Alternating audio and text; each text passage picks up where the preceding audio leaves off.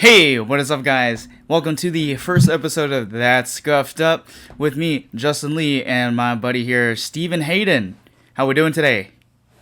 We're doing good. Ready to get this started. Ready to get this running off the ground and get this started up. So this is a one-shot recording, no editing, no things. Maybe we might edit a few things if we say something possibly controversial, but that's later to be seen. If you see a little cut in between the video, then you'll know that we probably said something pretty controversial or something stupid. Anyways, pretty happy to be able to start this podcast now that we've had maybe a few struggles. I've been a little bit busy with our own daily lives, but this is why we do it, is, being able to have this opportunity to have a show like this. So we have a lot of stuff to discuss, of course. On this show, you'll hear a lot about our Wiffleball League, which is the Orange County Wiffleball League run by the Commissioner Anthony Agrusa. Actually, both of us are part of the board, including Ryan Miller, who has also been a veteran player in that league for a long time. So some of the decisions that have been made in the league has been made with our vote, and of course, Anthony and Ryan Miller as well. First order of business, we've had already 2 weeks fly by since we announced that we're going to have this show. So I think we have to talk about what happened on this last UCB, which was week 5 of the Orange County Wiffleball. Starting off, we had a couple of big surprising games this weekend, week 5. Let's talk about the biggest elephant in the room. The Wise Guys throwing the first perfect game in OC Wiffleball history. What do we think about that? I walking around the whole day. I was kind of walking around in between fields. True pitching the first 4 innings. He was absolutely dominant on the mound. I mean, he had 10 strikeouts in his 4 innings of pitching. It was a great sight to see. I mean, it was domination on the mound from him. He's working the speed limit well. He's working his pitches well. Just was able to keep him off balance all night. And then the 5th and 6th inning, Ben comes in to pitch, and he was able to have a good mixture of the slider. He's just pounding the zone. And once he gets two strikes, he throws his drop change, and they just had no. The bad news Dingers just had little to no chance of hitting that. I only seen one ball hit off of Ben, and that was for the final out. It was actually almost dropped. It was a pop up in between Ben and the left fielder, and the left fielder was able to make the catch, but kind of bobbled in his hand for a little bit. But at the end of the day, it's first time, as we said, it's the first time in league history this has ever happened. Usually you get some walks and stuff mixed in there, but just to allow 0 runs in any game in this league is very hard. And so congrats to them. And then to have that start off the night it's a great way for them. Yeah, I want to talk about that a little bit, of course, because the Wise Guys have been in this league for a very long time now. I think probably they're one of the first teams, if I'm not mistaken. They've had a lot of older guys come to this league who have played in other leagues as well, including Ben, who surprisingly not only plays in this league, but he's played in a ton of other leagues, going way back, even before the existence of Orange County Wiffleball, of course.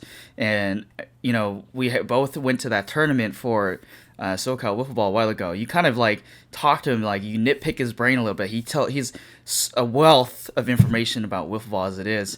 And True is just a chill, laid back dude who just knows how to play ball, including his brother Hayden, of course. But in True's case, like, I was talking to him maybe a week ago when you in one of his games, and dude literally nonchalantly was like, "Oh, I hit 8 home runs." I'm like, all right, that's just great. I can only hit 1 in like a single week and stuff like that. So the both of them are a pretty prolific duo, so to speak. And they've been in this league for a long time, and they're gonna continue winning. I mean, they won the World Series last season, but let's not forget. So, it's such a dangerous duo to face, and they just prove time and time again, like, we forget about how great of a team the Wise Guys really are. Yeah, it's weird. Even though they were the most recent Wiffleball World Series championships, you see the competition around, and all of a sudden you kind of think you kind of forget about them a little bit. But the combo of those two has been very unstoppable. I mean, they've been around since the beginning of this league. They've been around before this league started. They won the first ever World Series back in the fall of 2021. And they've been to the World Series a couple other times. The second time they unfortunately lost, but then this past fall they went back again. With the other talent, some people were adding and stuff like that. I mean, they kind of got counted out a little bit, but games like this, they've showed why you can never take it. You can never count them out of a playoff series. That experience counts.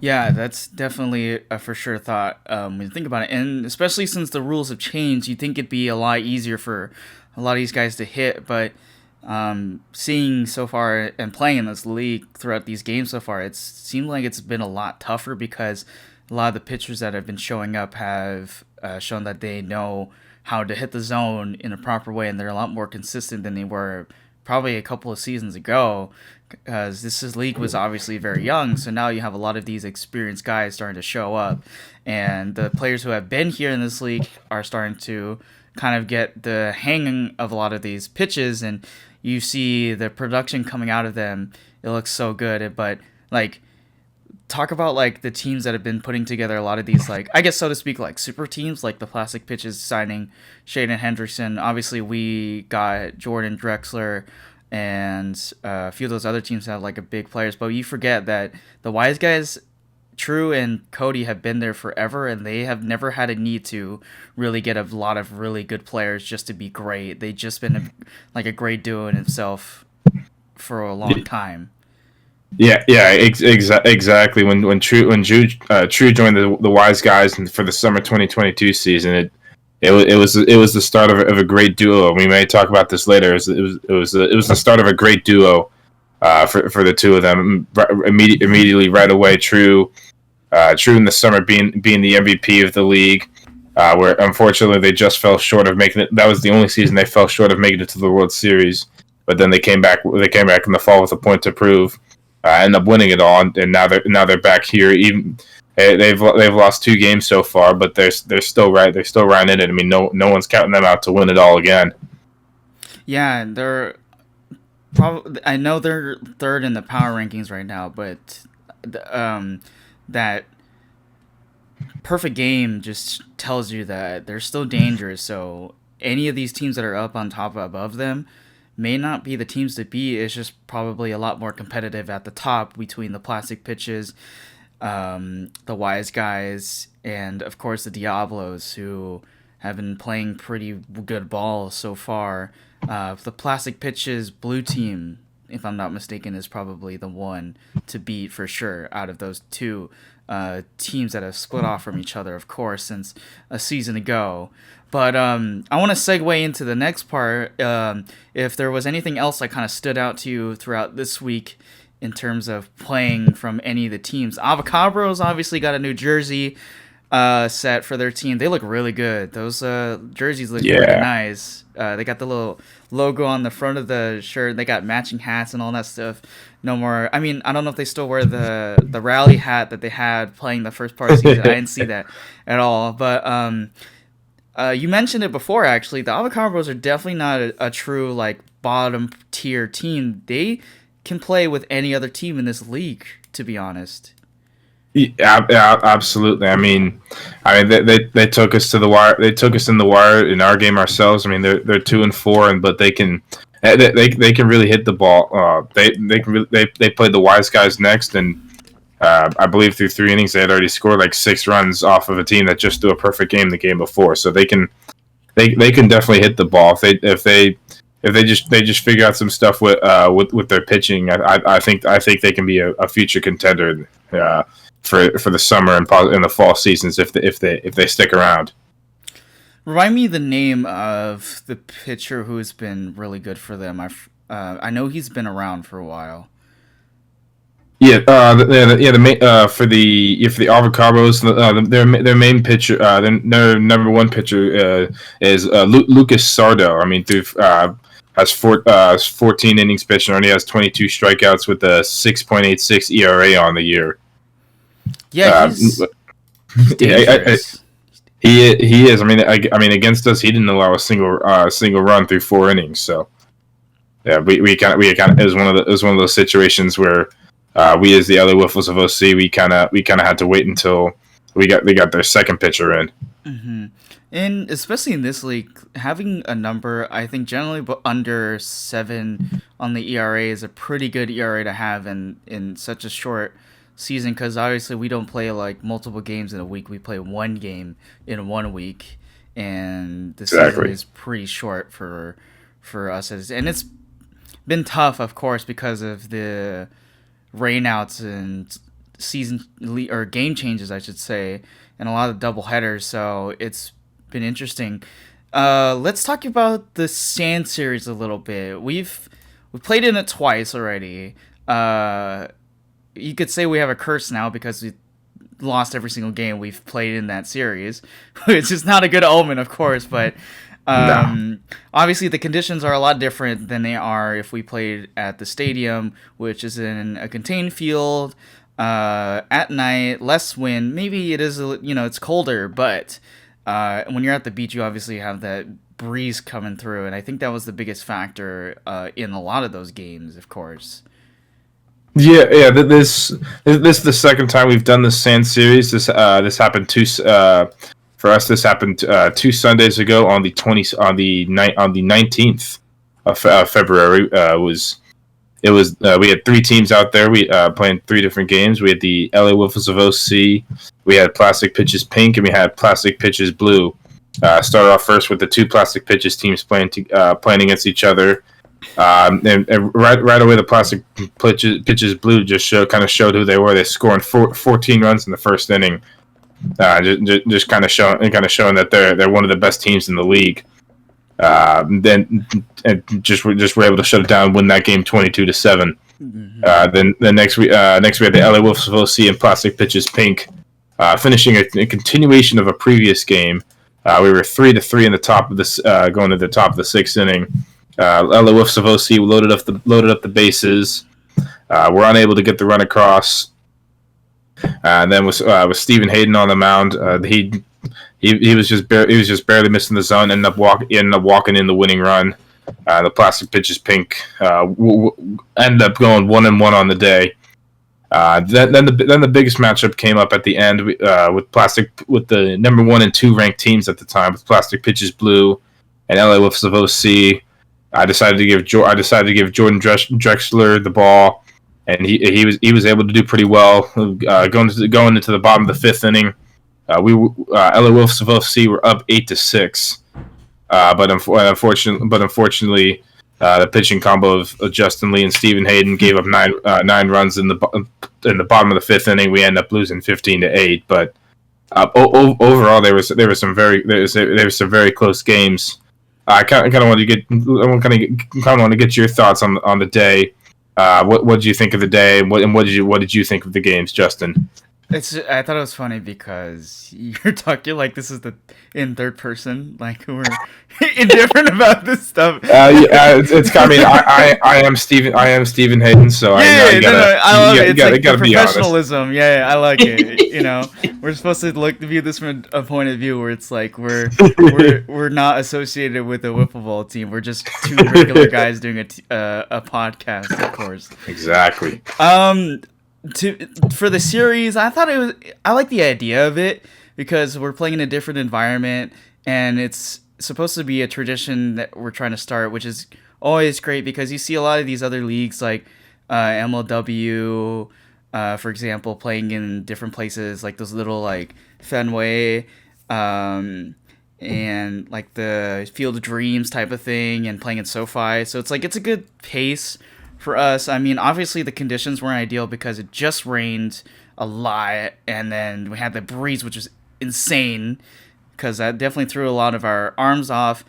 I mean, the biggest takeaway was that, of course, the plastic pitches, both of the teams played each other in the first game, so were already warmed up by the time that we played them. So it was a little bit tougher for us to start getting the bats rolling, whereas the plastic pitches were already hot in that term.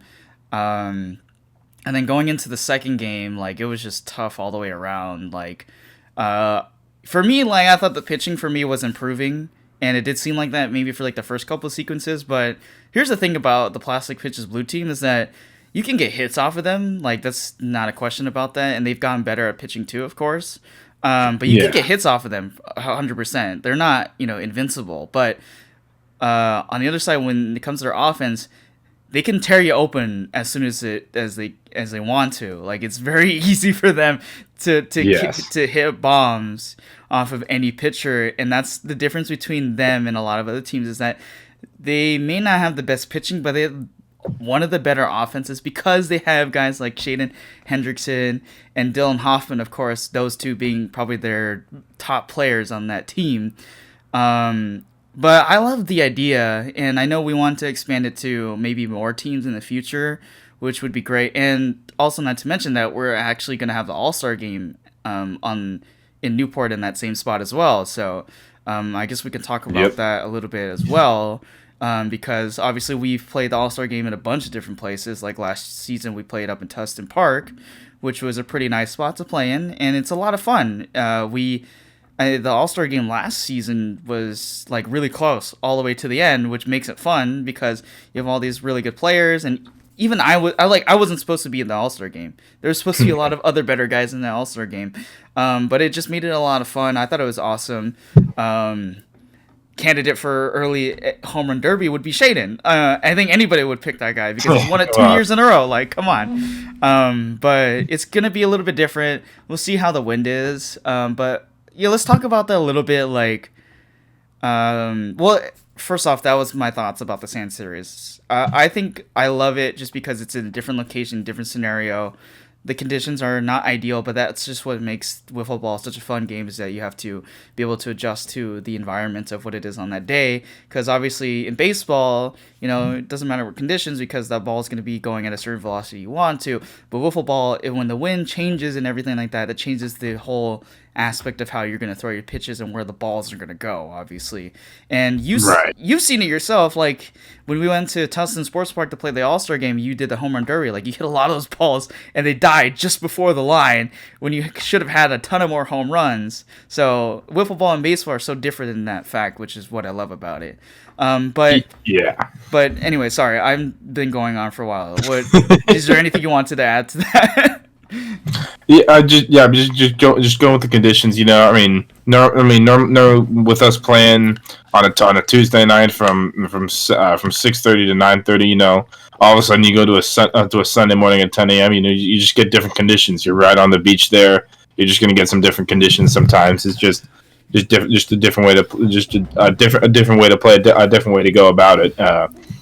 For me, my MVP of the day would have been Dylan Hoffman, the fall 2021 MVP, 2022 rather MVP.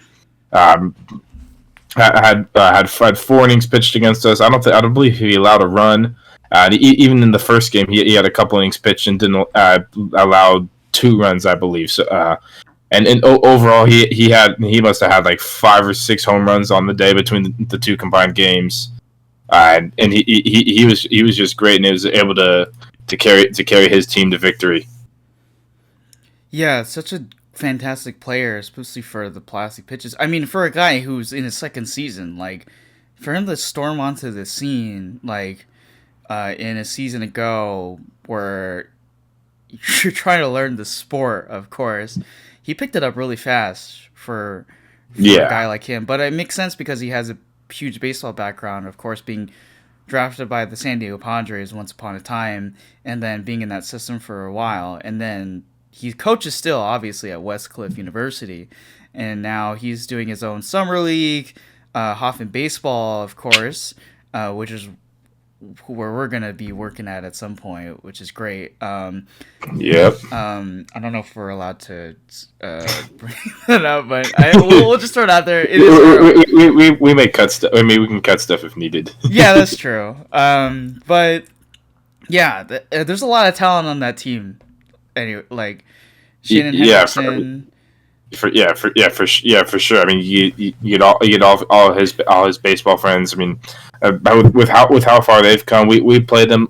Our team, LA Wolves of OC, played them their very first game in the fall. We actually won that game. It was a 12-5 game. But I could see the potential there. But then just throughout the year, Dylan he put in the work. He started getting a lot better, and he started to figure out the pitching. They were able to finish last year as the number 2 seed out of 10 teams last year, and unfortunately fell short of making it to the World Series. But this year they're looking like a real contender still, with being the only undefeated team left in the league. Yeah, I mean, they're considering the success they had from last season. They did fall short, of course, of getting to the World Series. So they're for sure going to be in the hunt for that 1 seed, because they definitely want to be able to have that advantage going into the playoffs and trying to get to the World Series, of course. The World Series last season, of course, being the Wise Guys winning that as well. So, I mean, those teams are still up there being contenders, and Plastic Pitches is just one of those teams that just become a lot more dangerous than they already have been. So. I mean, and that's why they felt the need to go get a player like Hayden Hendrickson, who they didn't have the previous year, and now they have a really good number 2 arm who's won a World Series in here before and has been to the World Series multiple times. Just getting an arm and a bat like that is huge for a team like that, especially as they were splitting off into 2 teams. It's important to be able to get guys like that.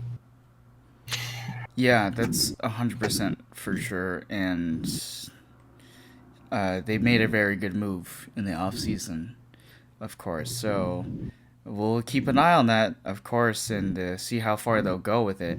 Let's talk. Speaking of duos, because we've been talking about that a lot. We have, True Hendrickson, Ben, Cody Spody. We have, of course, Dylan Hoffman and Shane Henderson. We can even talk about you and Jordan for a moment as well, early on this season with really good numbers in pitching and hitting, of course. Is there any other people you want to add to that list potentially?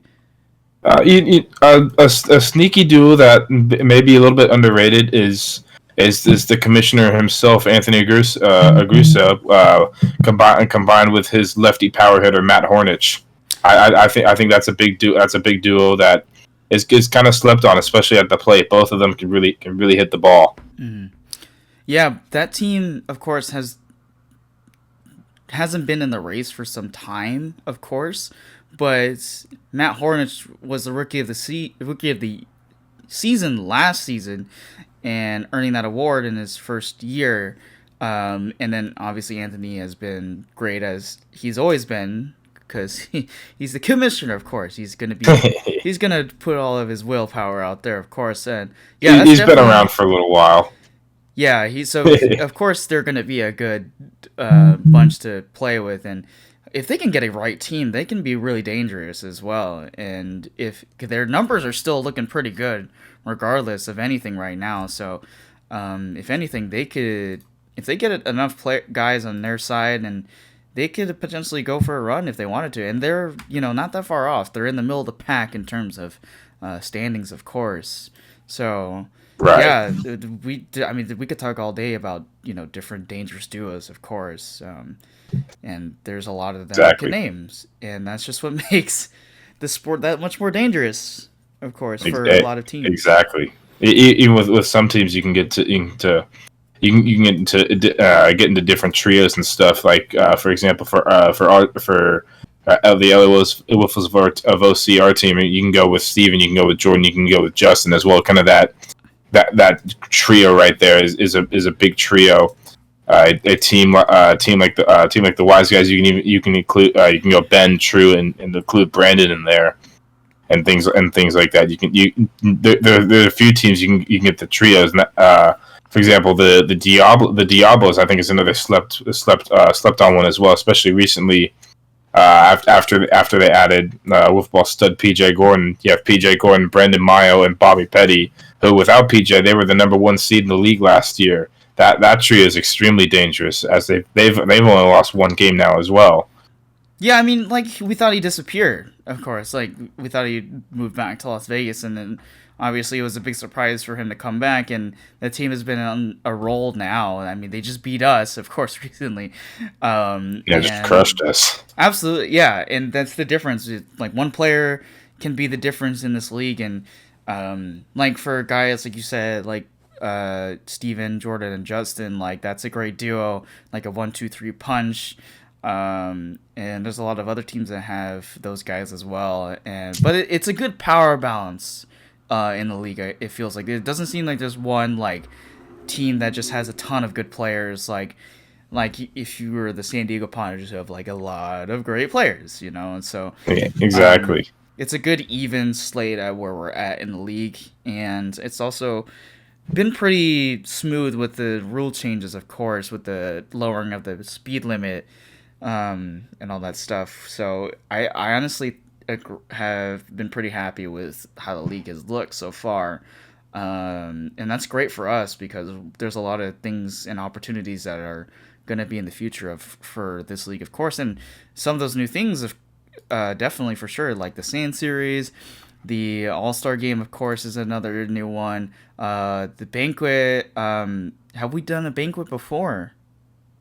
No, so this is a new event we've been that Anthony was throwing out there for the first time after we were doing the Sand Series. We as a group we all stopped at a restaurant down in Newport to eat and talk and gather thoughts and stuff like that. He was kind of throwing out the idea of possibly doing a end of the season banquet, which is going to happen for the first time. Which is going to happen for the first time. He's going to give all the awards for things such as MVP, Cy Young, the Hank Aaron Award, Silver Slugger, Manager of the Year, and things like that. Normally, that's something he just does like the first week of the playoffs. But now he's gonna have a specific day in which he's gonna get everyone together. And if you're interested, you can buy a ticket on the website right now. It's $29.99.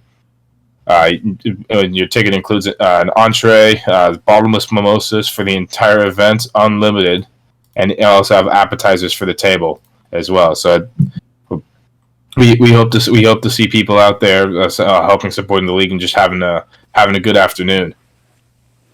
Yeah, for sure, and it's a good opportunity for a lot of players who have not really talked in the season. I'm sure there's a lot of guys who have been able to talk to each other this season, and well, I mean, it's a good way for this league to connect because we're here to have fun, of course, and be able to connect with a lot of other guys who, I mean, this is a recreational league, of course, and a lot of us have regular day jobs as well, so it's a good way to get to know some people, be able to meet some new friends and stuff like that, and then of course connect about like this game that we enjoy, which is Wiffleball, of course, and talking about the things that have happened throughout the season, hanging out with a lot of guys you see in the league, just don't have a chance to talk to them as much. So I think it's a good thing for the league to have something like this. The brunch items I hope will be really good. I don't know if we're gonna have any like speakers, stuff like that, but obviously the awards will be given out during that night. And this is right before right before the World Series is supposed to happen. So I know a lot of us have been talking about this thing, but another thing, shameless plug, if you're not able to watch the World Series game on Tuesday, April 4th, you can tune into the World Series broadcast that Steve and I will be doing. We'll try to do some of the playoff games as well, of course, to give that to you guys in case you guys are not able to make out to those games. We're going to make it work. We haven't been able to make it work for a couple of tries that we had it. I mean, Steven did make it work for the last World Series. We had maybe a couple of viewers, which is good enough in our eyes. It's a good start. It's a good start, yeah, that's for sure.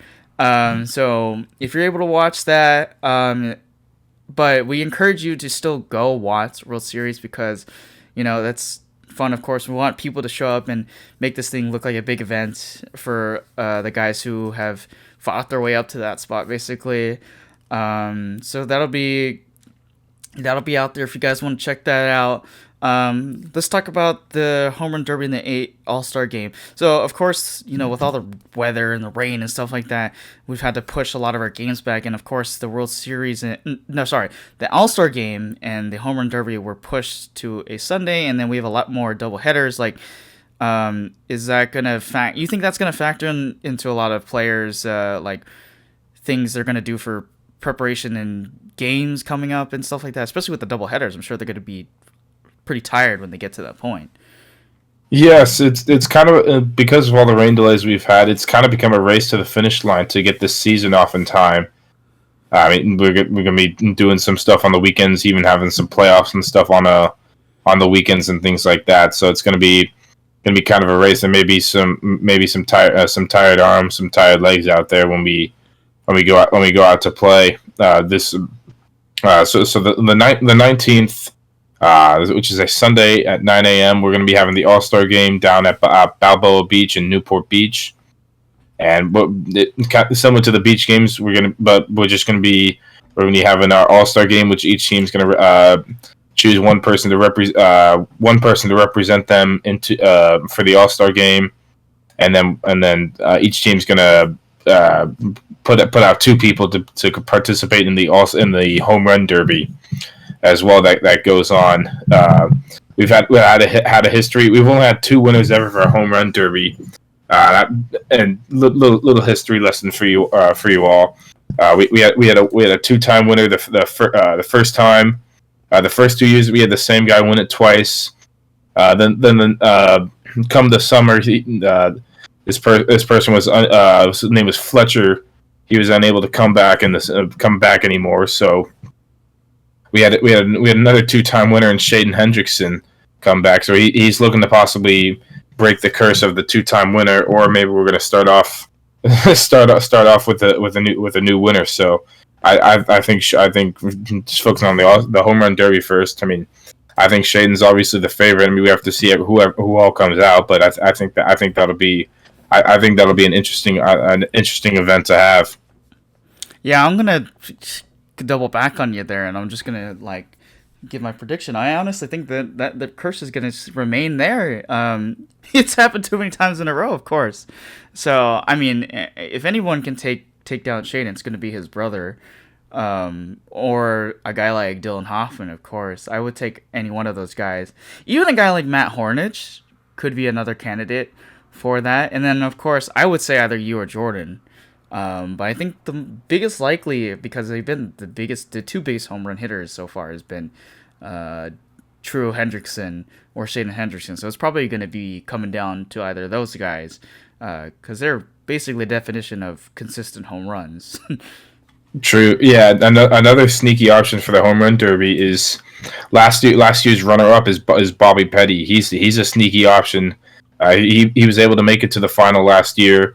The way our home run derby works, you start off with all the players, then you work it down to 4, then you work down to 2, and they have a showdown to see who the winner is. And Bobby ended up making it to the final, but unfortunately lost to Shaden. So I think he may be a dark horse if he is there. Another dark horse that I actually throw out there is Edgar Aguilar, who has 10 home runs this season.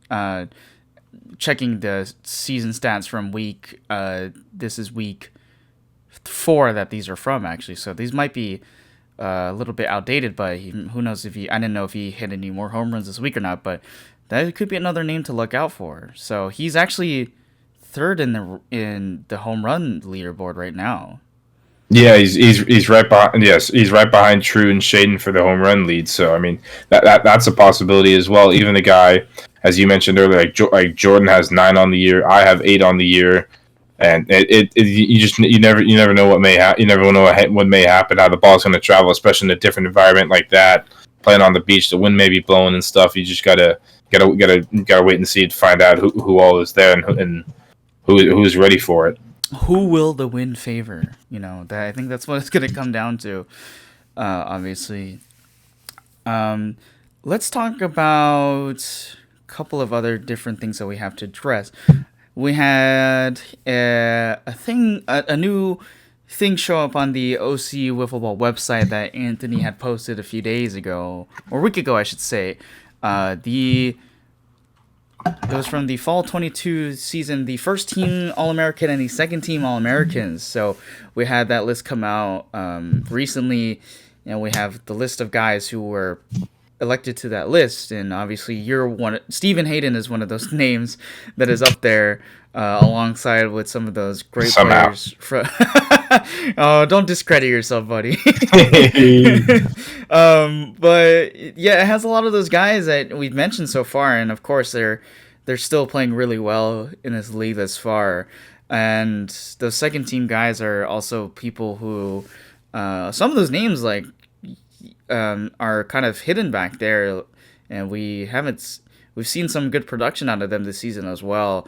Of course, Joe Reese is one of those guys who is up there. Anthony, of course, and Brandon Mayo is another one. So if you have a chance to check out that list, go check it out. There's a lot of good names on there if you're looking for guys for your fantasy team or the sports book. Of course, those are guys to look out. Exactly. Yeah. Congratulations to everyone to making the list. I'm gonna put you on the spot. Look at any changes on looking at these lists right here. Do you see? Can you think of any people off the top of your head that you think maybe missed out on the list, or do you see any people that you think maybe if they're on the second team they should be on the first team, or vice versa? It's a great question, to be honest. Obviously some of these are dependent on the list, but I think the first team All-American makes sense for every single one of those guys. And they're also award winners from that season as well. So I don't think you can really erase any of those guys from that list. The second team All-American list, I think is a pretty good fit as well. There's not a lot of names on there I would remove. I'd probably remove my name. No. Jordan deserves to be there, of course. Joe Reese does deserve to be on that list. He actually could have been on the first team as well. But, of course, it's a very competitive first All-American team when you look at it. So I guess it does make sense. Is there anyone that you would probably put on there if you had?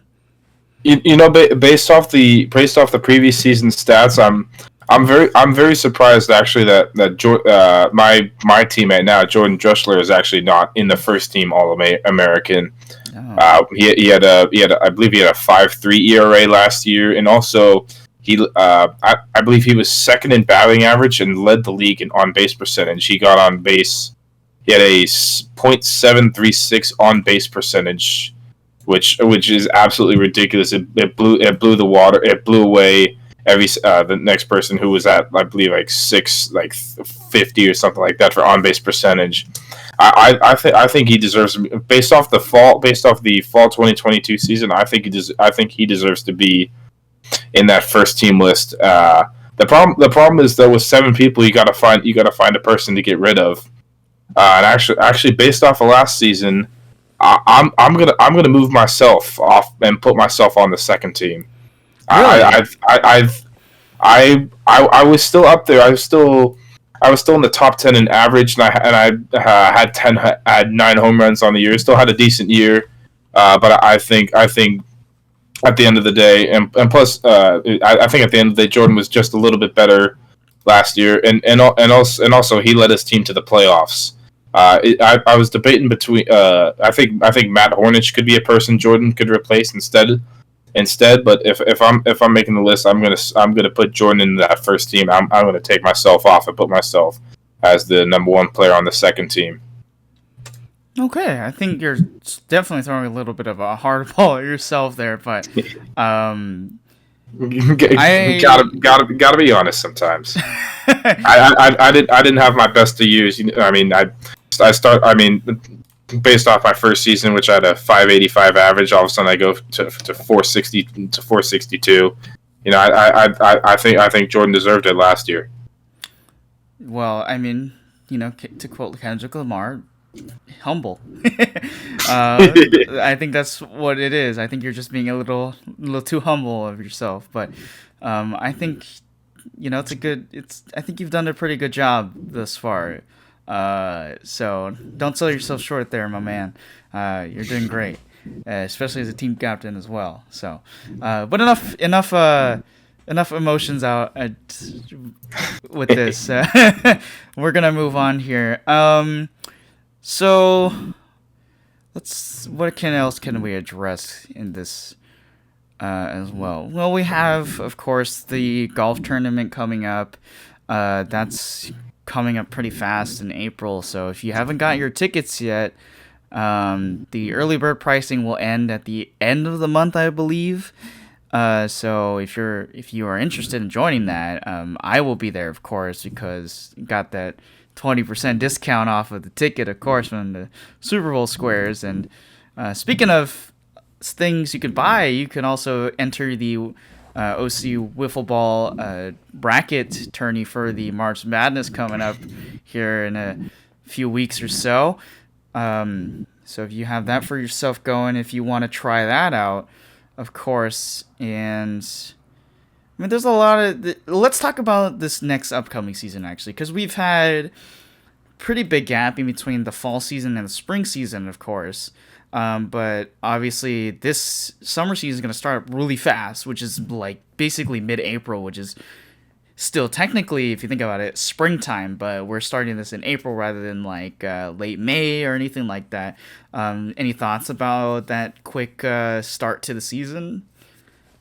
It's basically kind of feels like an off season. I remember that transition for last year from the spring to the summer. It was only a couple weeks before we got started going in the summer again. So it's a very quick transition. Don't have a ton of time to try to learn some new stuff.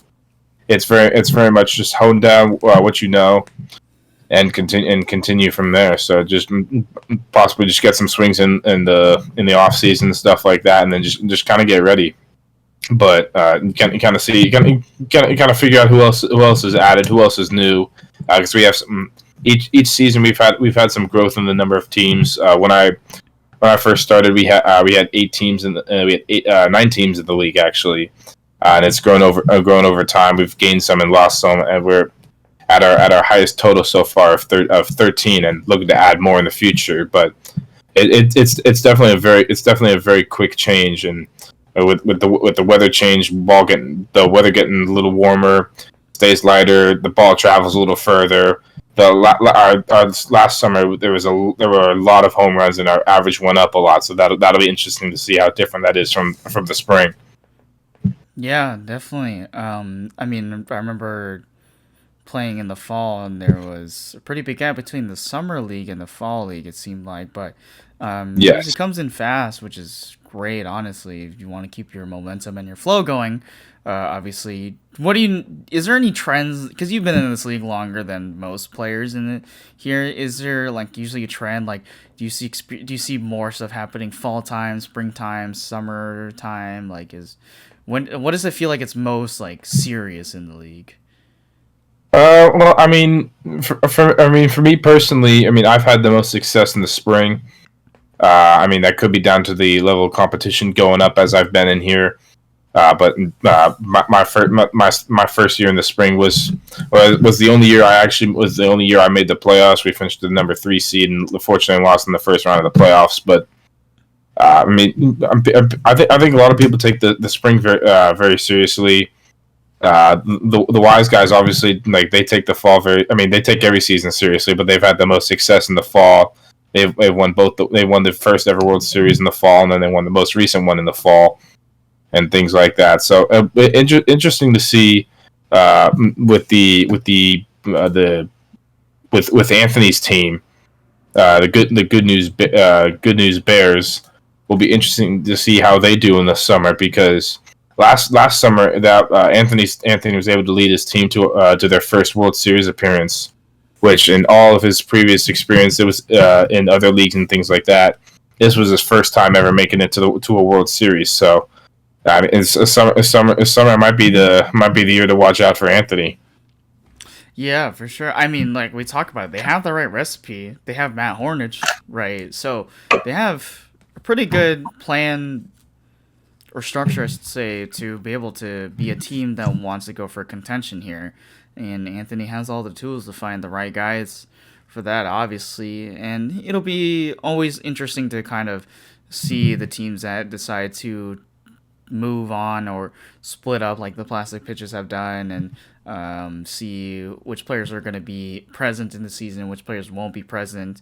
That rotation to see how that changes up the league and stuff like that. And obviously, it's a little different because now we have a pretty big number of teams, 13 teams now in the league, which is crazy number because I'm sure that's not anything that we've ever imagined before. And now we have a lot more responsibility, especially like Anthony, of course, because he can't run a league by himself with 13 teams. He needs a lot of help, of course. So, Yeah, eventually in the future, I think there's a lot of room to become a pretty widespread league in itself, and getting the right people to help a guy like Anthony out would be great. And I know you and I have been helping him kind of develop a league identity, of course, like trying to run broadcasts, taking pictures, doing videos, helping with the setup, helping out with the takedown of a lot of stuff, and just trying to help him run everything as smoothly as possible as it can. Obviously, we've had a little bit of steps here and there. Like, for example, the game of the week, we tried that with the scoreboard, and we voted as a board to remove the game of the week type thing with the board because it just got too complicated, too expensive to just run every time. And even sometimes that board didn't even run properly, right? yeah. I mean, So you get the rain delays and stuff. It just makes it tough sometimes. yeah, I mean, it's a cool concept, of course, and I think that's the reason why we decided to move it to just exclusively the playoffs for the players who deserved to be in the playoffs in that spot. I think it was a good caveat to have, but it definitely was a little bit distracting for the teams who weren't in that situation for the game of the week. Yeah. Any thoughts on that? I mean, we're still young as a league. We're still testing and trying out different things. I mean, we're in a full softball stadium now. I mean, when the first season of the league, it was just on just in a park, not renting or anything. We just play. They were just playing, hoping to find a spot. And when I first joined, we moved to a field in one of the softball field in the Great Park, and now we've moved up to being in a stadium, in a stadium in the Great Park where we have the accessibility of the dugouts and the scoreboard and things like that. And it feels like a different atmosphere. So we're growing and things like that. So we're just looking to hopefully get more teams in, possibly expand more, possibly having two fields going on at the same time and things like that. So there are a lot of possibilities to grow here, especially wiffleball in Southern California is not the most popular thing. So I think get more people interested, more people find out about it, they'll be interested. Yeah, a lot of that is also like a lot of hypothetical stuff, of course. And like, I think we've mentioned having maybe referees or umpires run the games, of course, and keeping track of the scores because, of course, it's getting a lot more serious in the league. So, a lot of players are gonna hold off the honesty part of that game and do in favor of whoever they're representing, of course. So there might be a need for that at some point. And then obviously trying to run, if we're going to do two fields, of course, Anthony can't just run around between both fields and just run those independently. So we need guys to help run those different parts of it. And I think there's been talks about potentially even having divisions for the league itself. So we have maybe a division for players who are not as experienced as a lot of the really good players in this league that have been there, and then having a really tough division of the veteran players who are there, of course. And it's a good segue to have if you want younger, newer players who've never played before or don't have a baseball background, of course, and being able to play in those lower league divisions to develop and potentially play in the upper league if we were to do so. Of course, here in Orange County, like in the southern part, there's not a lot of young players who are willing to play wiffle ball, but of course, like in the northern parts, there's a lot more guys who are willing to play, and of course that's why there's more leagues up there, like the one up in Fullerton, which you obviously are partaking in as well. So there's a lot of good opportunities and a lot of good hypotheticals there. I mean, is there anything you would kind of think would be in the future of this league at some point? I can think of some stuff, but I think I may hold on to that right now. That may be, and maybe get some future content when we get Anthony on here on the podcast. Just kind of talk with him about that. I think he would be really good at getting that kind of information out of. I have some possible ideas in terms of, we're expanding the videos and things like that. Let's start doing more broadcasts and YouTube videos and things like that. But I mean, at the end of the day, Anthony's the guy. I think once we get him on here, we can kind of go into that more. Yeah, definitely. And I think he would be the one to obviously be the gateway into that, about talking about those hypotheticals, of course. And we could talk all day about that kind of stuff. Like, you know how a lot of all-star games nowadays have like skills challenges. Like maybe that could be a thing potentially, if we wanted to make that part of the game a little bit more fun. But of course that'd be a lot of more manpower, a lot of more things that we'd have to add in the game itself, which is already tough as it is already. So I think that's a lot to think about for the future of this league, of course. But let's talk about players of the week, potential players of the week. Who are our candidates and who's going to be our pick for this week? I'm going to start off with throwing, I would say, man, who was the guy that hit that home run off of you on the very low part of the strike zone? Oh, yes, from the Diablos, PJ Gordon. Yeah, I mean, are you kidding me? Like, that home run that he just hit off of you, and it seemed like it was a perfect pitch right in the bottom part of the strike zone. He just laid that one out into the left field side. So I would put PJ Gordon as offensive player of the week. Yeah, trying to think off the top of my head. Another potential one would be True Hendrickson. Throwing 4 innings in a perfect game, and also played in 2 other games that day in which I saw him hit multiple home runs and not allow very many runs when he was pitching. I think he's a possibility. The Diablo, you have PJ who did very well pitching and hitting. The Diablos as a team in week 5 had very well hitting. Those would be kind of my main two. And also just not for MVP, but just shout out to the Beach City Bombers as well. They were able to get their first win of the year in an upset versus the Wise Guys. So you go from perfect game to losing the game. It's a tough way to go, but shout out to them. I think either PJ or True would probably be my nomination, my 2 nominations for Player of the Week. All right. Well, I think we have our guys for the Players of the Week.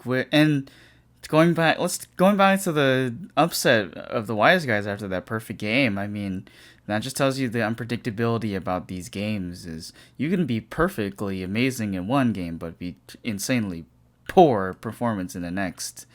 And it's always a lot of different variables that go around, of course. Yeah, exactly. And we are able to welcome back one of the most prolific and players in our league.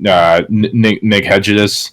He was able to come back for the first time this year after leading his team to a World Series in the summer season, and to multiple World Series appearances in the previous couple of seasons. He was able to join the Beach City Bombers, and obviously he was able to help them out. Which they got which their team got a 6-3 win over the Wise Guys in the 825 game that night. So that was a big one. That'll be big in the standings as well as the Wise Guys take their second loss.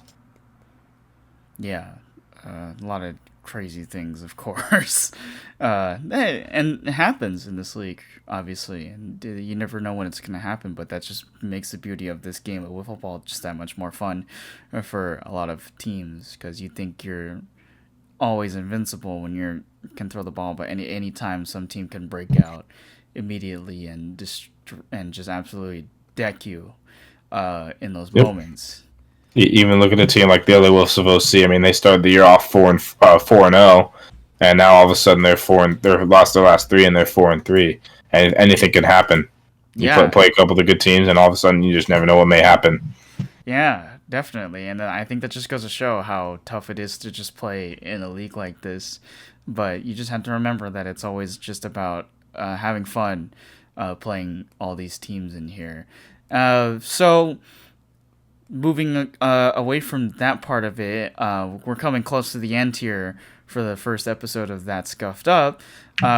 We can't make our picks for next week because the schedule hasn't been out at the time we're recording this episode. But here's what I'm thinking of doing. Now, you're gonna be out of state over the weekend. Am I correct? Yes. So we can do a post on the Instagram for the show or on the OC Wiffleball, and we can just discuss our picks over the phone real fast, and we'll have those up there, of course, on the OC Wiffleball story or the Instagram for the Hunky Dory Sports Show. So if you're watching this, you can go check that out once that's up, and I'm sure that'll be up before the games, of course. But is there anything you want to talk about before we wrap up here? Just want to say glad to get this going. Looking to get this going more in the future. For the rest of this season, for future seasons and things like that. For anyone who's tuned in to listen, thanks for listening. Feel free to share this. If you got any friends that you think may be interested in hearing more about Wiffleball, we'll be having future guests on in the future as well. Probably looking for sometime in the future to get Anthony, the commissioner of the league, on. So we appreciate you coming to listen. If maybe post some Instagram or TikTok clips and stuff as well on our Instagram page and stuff like that. So we appreciate you taking the time to listen to us. Yeah, just a couple of guys who maybe sound a little bit awkward, but this is why we do these things, is to give our voices a little bit of practice to get into the groove of things like this. And it's a pleasure to be able to start this thing for a growing league, of course, and being an opportunity to do this is so much fun, and I'm already having fun doing this, which is awesome. The future things we have planned for the show is, having guest speakers on here, of course, and we're going to try to get as many as we can. And I think we should probably start off with our man of the hour, Anthony Arusa. I think we should get him on the show for next week, and then we can go on from there with some of the players who have been in this league for a long time and getting their stories. So our goal for this show is to be able to get those stories on here, have them share their experience of being in the league and what drew them here, why did they want to play wiffle ball, why did they love it so much, and share those stories to people who have never played the sport before, and giving them maybe a reason why you should come out on Tuesday nights to come join us and just play for fun. That's what we do this for.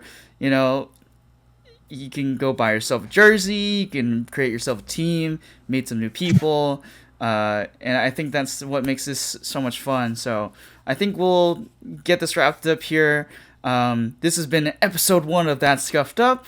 It's been a pleasure. I'm Justin Lee. Stephen Hayden.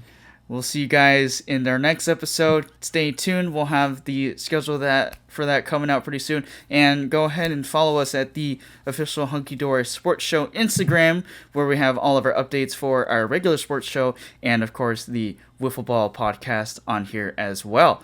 So we'll see you guys next time. Appreciate your guys' time and listening to us, and we'll see you guys in the next episode.